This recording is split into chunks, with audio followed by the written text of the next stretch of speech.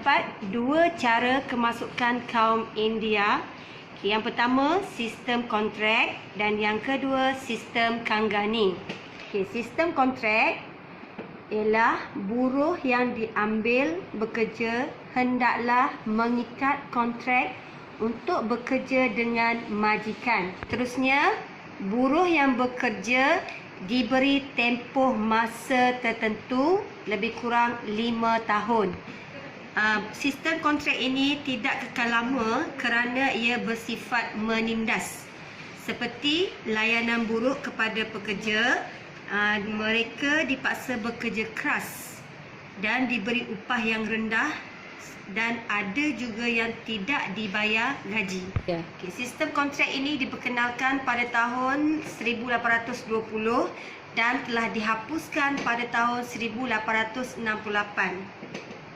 Seterusnya, sistem kanggani pula, majikan mendapatkan tenaga buruh dan dia menghantar seorang kanggani iaitu dikenali sebagai manduk. Kanggani ini bertanggungjawab menanggung segala perbelanjaan buruh. Mereka diberi galakan untuk datang secara berkeluarga dan setiap kanggani dibayar upah mengikut bilangan buruh yang dibawa masuk ke tanah Melayu. Sistem ini menjadikan kanggani seorang pengurus sebuah agensi membawa masuk buruh asing. Pada tahun 1931, hampir 1/3 daripada orang India yang berhijrah ke tanah Melayu datang dari kasta rendah yang berasal dari India Selatan. Kebanyakan mereka ialah orang Tamil yang berasal daripada Madras, manakala yang lainnya ialah orang Telugu, Malayali, Punjabi dan Ceylon. Selepas Perang Dunia Kedua, sebahagian besar orang India menetap terus di tanah Melayu. Ada 3. Yang pertama, sistem tiket kredit. Yang kedua, sistem pengambilan kaki tangan. Yang ketiga, sistem rumah kongsi. Sistem tiket kredit ialah buruh Cina datang ke tanah Melayu dikumpul oleh ketau ataupun ketua. Buruh datang cara terikat dengan perjanjian untuk bekerja bagi tempoh masa sehingga hutang selesai. Buruh akan dibayar kadar upah yang rendah sebanyak RM30 sahaja. RM30 untuk selama 1 tahun. Sebanyak RM19.50 akan dipotong untuk tambang dan lain-lain. Sistem pengambilan kaki tangan. Majikan yang perlukan buruh akan menghantar pegawai ke negara China bagi mendapatkan tenaga buruh. Segala tambang dan kos pembelanjaan dibayar oleh majikan. Buruh dikenali sebagai buruh kontrak. Kaedah ini akan dapat mengurangkan penindasan terhadap buruh dan dapat memudahkan urusan pengambilan tenaga buruh dari China. Sistem pengambilan rumah kongsi pula, pegawai di China mengumpulkan buruh di China yang dilantik oleh rumah kongsi. Rumah kongsi akan menyediakan rumah tumpangan iaitu ialah rumah kongsi. Majikan akan mengambil pekerja di rumah kongsi. Majikan akan membayar segala kos pembelanjaan dan hutang kepada rumah kongsi. Kelebihan rumah kongsi ialah mengelakkan penindasan.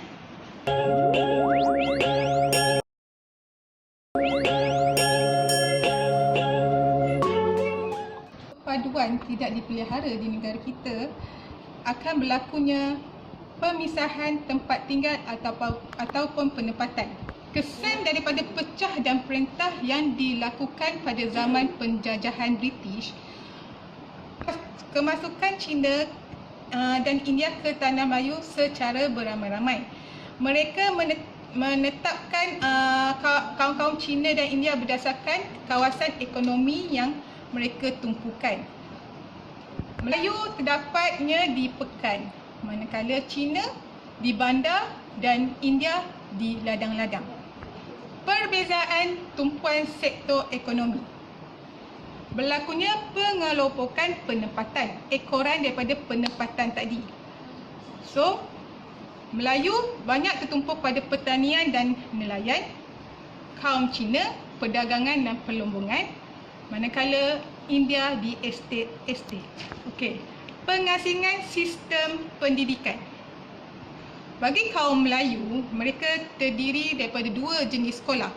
Pertama, sekolah aliran Inggeris, yang kedua aliran Melayu. Dan Inggeris banyak tertumpuk pada anak-anak bangsawan, manakala aliran Melayu kebanyakan daripada orang-orang Melayu. Dan kalau India hanya satu saja dapatnya sekolah, iaitu sekolah Tamil. China pula mempunyai sistem pendidikan sendiri, maknanya daripada guru dan buku teks mereka mengambil daripada negara China. 4. Fahaman dan pengaruh politik yang berbeza-beza. Di mana China dan India mereka mementingkan permasalahan yang berlaku di negara mereka dan permasalahan di negara tanah Melayu ni mereka tidak mengambil tahu.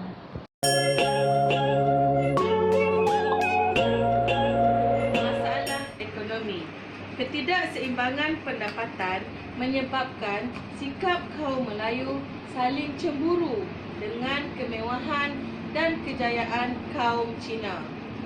Manakala kaum Cina dan India pula cemburu dengan kelebihan orang Melayu yang mendapat peluang perkhidmatan dalam sektor-sektor pentadbiran.